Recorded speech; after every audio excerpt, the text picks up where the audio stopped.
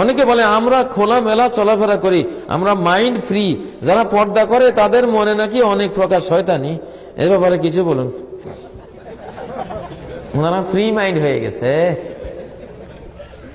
বুঝেন না? তার পড়া গেছে, এখন কারেন্ট কই, আমি তো তার ধরতে আছি, শর্ট করে না তো। এখন এই তার এটা ফুড়ে গিয়ে কি হয়ে গেছে, ফ্রি মাইন্ড হয়ে গেছে। বিদ্যুৎ নাই, দড়ি কচলাইলেও ধরে না। আর যেটা জিন দেয় তার, ওরে বাপরে বাপ, ওটা কাছে নিলে টানি ধরে, ঠিক না? তো যারা আল্লাহওয়ালা, আলিম ওলামা, সচ্চরিত্র, এরা হলো কি এখনো খাঁটি তার, এরা পড়া যায় নাই।